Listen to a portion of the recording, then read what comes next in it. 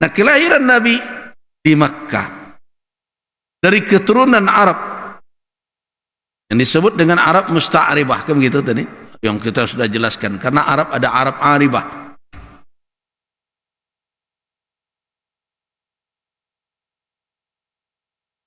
Ada Arab Musta'ribah, keturunan Ismail alaihissalam, yang kemudian terus sampai kepada Rasul. Tidak bisa dipungkiri bahwa itulah di antara keturunan dari Arab secara keseluruhan, walaupun disebut adalah Arab Musta'rib. Nah, apakah keberadaan Nabi sebagai seorang Arabi dan diutus untuk seluruh umat manusia, untuk seluruh umat manusia dari Jazirah Arab, diturunkan di Makkah awal risalah beliau? Apakah ada hikmah di balik itu? Tentu ada. Karena Allah Subhanahu wa taala menempatkan sesuatu, tentu ada maksud dan tujuan. Nah, ini ayat Allah Subhanahu wa taala dalam surat Al-An'am ayat 124 itu, wa idza ja'adhum ayatun qalu lan nu'mina hatta nu'ta misla ma utiya Rasulullah. Dan tatkala datang kepada mereka ayat, mereka berkata, kami tidak akan pernah beriman dengan ayat itu sampai diberikan kami seperti apa yang diberikan kepada para Rasul Allah itu. Jadi tidak ada orang memaksakan diri dia harus nabi, jadi nabi pula baru bisa terima kebenaran. Kenapa? Karena kepada siapa risalah diberikan, di mana dia ditempatkan, untuk siapa risalah itu diberikan, itu Allah yang maha tahu.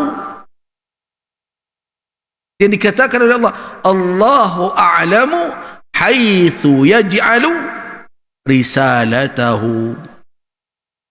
Ini sebenarnya ayat ini sudah menutup seluruh pertikaian perdebatan. Kenapa Nabi orang Arab, kenapa bukan orang Melayu? Tidak perlu pula berkecil hati sehingga harus memaksakan pula ada Nabi dari klan, dari suku kita. Tak perlu. Karena nubuah dan risalah bukan pilihan dari manusia, tetapi adalah ketetapan dari Allah Subhanahu wa taala. Siapa yang akan dijadikannya sebagai rasul, siapa yang akan dijadikan sebagai nabi, dari keturunan mana nabi dan rasul itu, dan di mana akan diutus dia, untuk siapa dakwahnya tertuju, Allahu a'lam. Jadi kata haitsu, Allah maha tahu.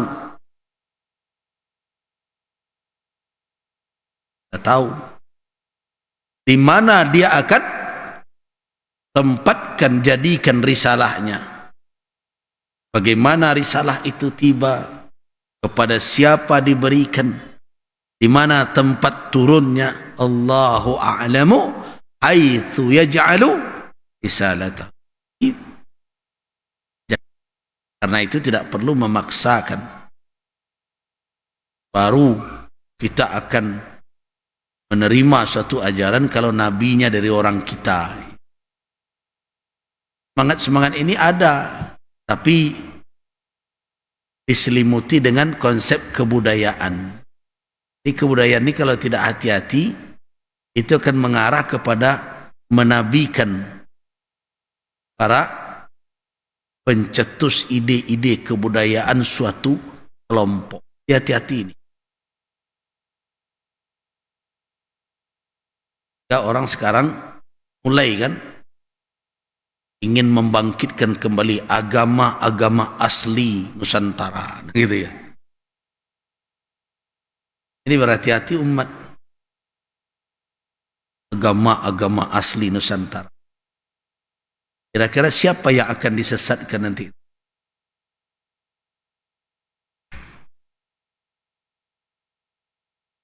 Saya agak cemas ketika orang berbicara kebudayaan ini tapi terlepas dari ringan agamanya. Padahal yang berbicara tentang budaya adalah seorang muslim. Tapi memang hari ini fenomenanya begitu. Ada orang yang nanti akan menjadikan tuntunan agama di belakangnya. Akan di depan adalah kekayaan, tradisi. Ini berhati-hati nih. Saya bertemu dengan orang-orang yang seperti itu. Orang yang lebih mengedepankan produk manusia, kearifan manusia, yang mereka kata kewalian lebih tinggi dari Nabi dan Rasul. Itu tidak benar. Risalah dan nubuwah adalah yang tertinggi. Jadi kalau diurut kalau pangkek manusia siapa paling ateh? Risalah dan nubuwah para Rasul dan Nabi.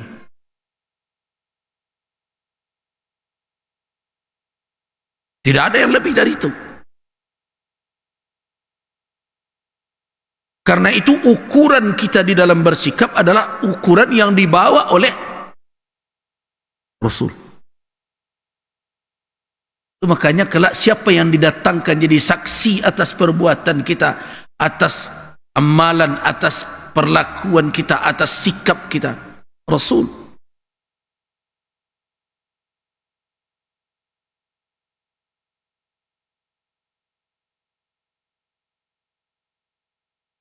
Makanya apa kata Allah, litakunu syuhada'a 'alan nasi wa yakuna ar-rasulu 'alaikum syahida. Karena itu perlu kita tanam ke dalam hidup kita ini, dimanapun kita, apapun aturan yang kita buat, apapun kebijaksanaan yang kita ambil, ukur dahulu, hadapkan dahulu kepada ukuran yang diturunkan oleh Allah kepada Rasulnya. Ini benarkah atau salah menurut ketentuan itu? Kalau salah, tidak usah datangkan orang untuk membenarkan. Mungkin di dunia itu berguna di hadapan manusia, tetapi di akhirat tidak akan berguna. Oi, kola disahkan ko dek bapak itu dahulu tidak laku sudah tu. Sebab tak apa tu butuh perlu tu kesaksian Nabi.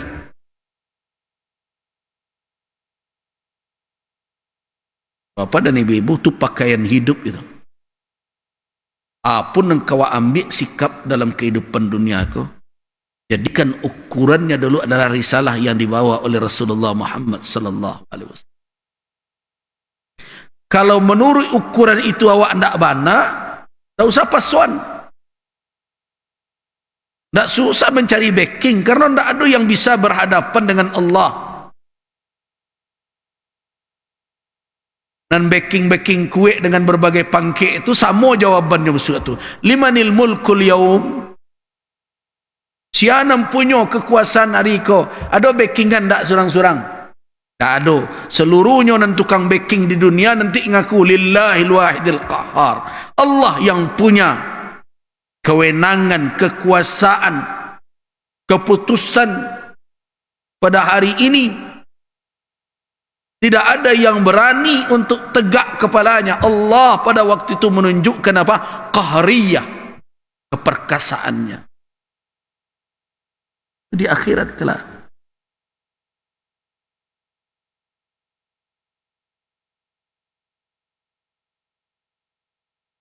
Jadi di dalam kehidupan manusia semenjak di dunia sampai di akhirat kelak, yang tertinggi manusia posisinya di sisi Allah siapa? Para utusannya, Nabi dan Rasul.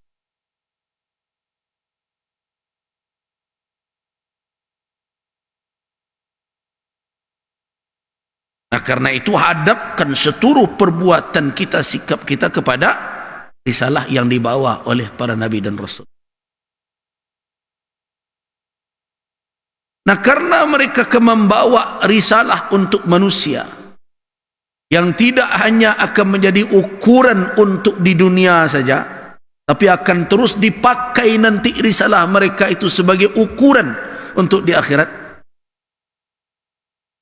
Tahu enggak Bapak dan Ibu? Kan ketika kita belajar akidah tentang hari kiamat kan saya sudah jelaskan. Nanti para umat itu akan didatangkan dan diminta para nabi mereka menjadi saksi atas mereka, ya kan? Setiap umat Nabi Nuh akan didatangkan, Nabi Nuh sebagai saksinya. Umat Nabi Ibrahim akan didatangkan, Nabi Ibrahim sebagai saksi. Anehnya di dunia kau tidak namu menjadikan para nabi. Kita sebagai umat Nabi Muhammad lah namu awak tidak menjadikan nabi awak sebagai ukuran sikap perbuatan yang kita jalankan ini. Lain tak kalau hidup nabi di dekat awak, lain ketujuh dan yang tak keraja awak kau. Pada itu awak hendaknya bersikap di dalam hidup.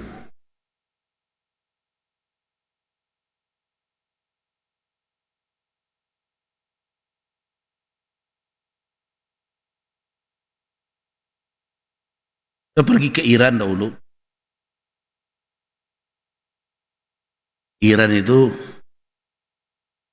pergi ke Qum dengan kawan-kawan. Qum itu tempat lahirnya Khomeini. Masuk ke masjidnya. Dia mau duduk rupanya kubur sedalam saja itu. 5 duduk kubur.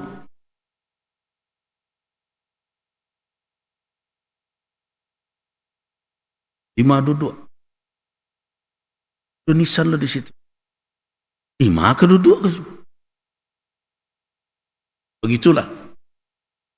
Andainya mereka bertanya menghadirkan Rasulullah di samping mereka, reda tidak Nabi menjadikan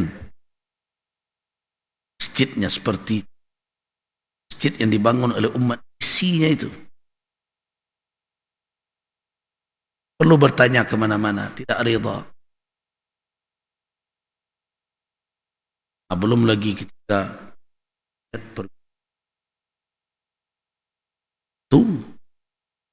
ini keturunan Nabi sampai di sana, kepalanya dibenturkannya ke dinding, ke pagar kubur sampai berdarah, senang dia.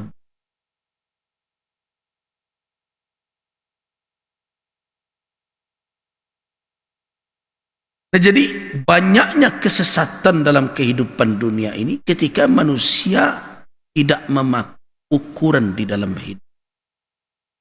Ukuran yang semestinya mereka pakai.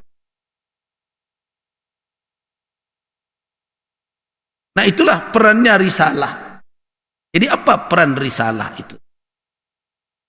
Pesan-pesan yang dibawa oleh Rasul menjadi apa? Menjadi ukuran hak dan batil.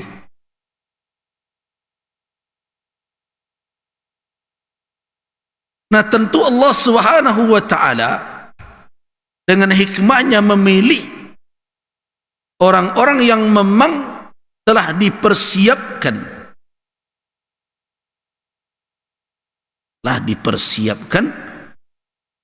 untuk memikul risalah itu. Karena apa? Karena itu bukanlah tugas yang ringan.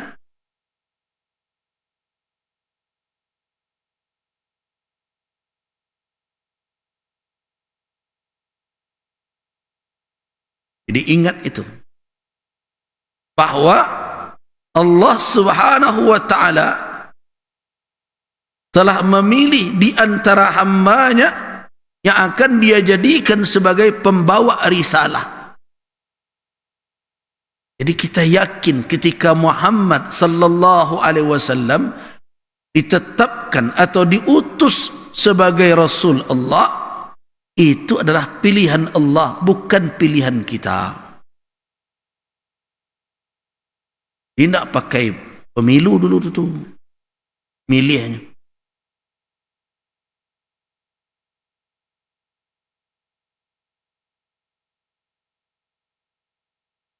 Mana dasarnya bahwa itu adalah pilihan Allah? Manusia tidak ikut campur. Jangan dikatakan ketika Nabi Musa alaihissalam mendoakan kepada Allah agar diutus bersamanya saudaranya Harun. Seperti Musa yang memberikan kenubuwah, kenabian kepada Harun. Tidak. Nabi Musa hanya bisa berdoa dan berharap, namun doa dan harapan Nabi Musa muwaffaq, sesuai dengan apa yang menjadi qada Allah subhanahu wa ta'ala. Harun diutus mendampinginya. Jangan ada yang mengatakan kalau benarlah kisah ya, Nabi Ishak mendoakan anaknya, siapa yang menghidangkan makanan yang disukainya akan didoakannya menjadi nabi. Dan kisahnya begitu. Kalau benar cerita itu, waktu itu dia sudah tidak bisa melihat lagi. Dia punya 2 anak laki-laki, katanya ada Ya'qub dan ada Is. Terdengar oleh ibu Ya'qub, "Antarkanlah makanan ini kepada ayahmu." Akhirnya diantarkan dan didoakan menjadi nabi. Dan datang anak yang disayanginya, ternyata telah didahului oleh adiknya. Akhirnya didoakan jadi muluk, penguasa. Nah, semenjak itulah Nabi Ya'qub menghindar dari saudaranya dan sering hanya berjalan di malam hari saja. Dan itulah asal kata dari Israel. Ceritanya begitu. Israel itu artinya berjalan malam. Kalau benarlah cerita itu, nah, kenapa saya katakan kalau benar ya? Karena riwayat tersebut banyak dari Israeliat. Kalau benarlah cerita itu, apakah berarti Ya'qub dipilih oleh ayahnya Ishak? Tidak. Allah tetap memilih, namun doa para nabi itu muwaffaqun, mendapatkan taufik dari Allah subhanahu wa ta'ala sehingga makbul. Apa dasar kita mengatakan itu? Perhatikan firman Allah subhanahu wa ta'ala dalam surah Ali Imran.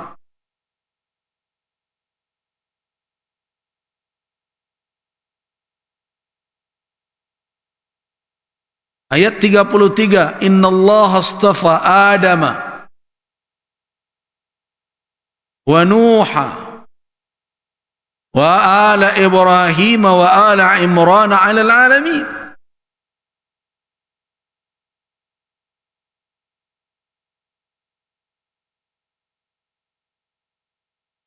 Sesungguhnya Allah telah memilih Adam. Ini yang mengatakan bahwa Adam juga nabi, membawa risalah untuk anak cucunya.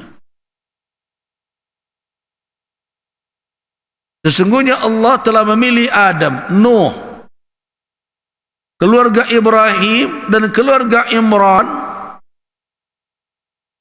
melebihi seluruh umat di alam semesta ini.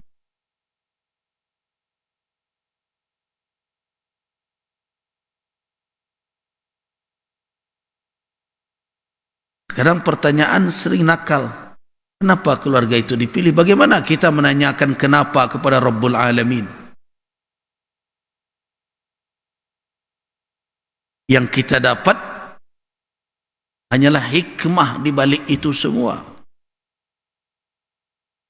Karena yang tahu persis apa alasannya Allah memilih Adam, Nuh, ala Ibrahim, ala Imran. Rasulullah Muhammad sallallahu alaihi wasallam masuk mana itu? Ala Ibrahim. Para nabi-nabi Bani Israel masuk mana itu? Ala Ibrahim. Keluarga Ibrahim. Karena Ibrahim punya anak yang masyhur dan populer ada 2, yaitu Ismail dan Ishak. Walaupun di dalam berbagai kitab kita temukan ternyata Ibrahim punya istri lain selain Sarah dan Hajar. Ada yang menyebut namanya Qanturah atau Qaturah. Ada pula orang yang mengatakan bahwa Qaturah ini adalah berbangsa Melayu.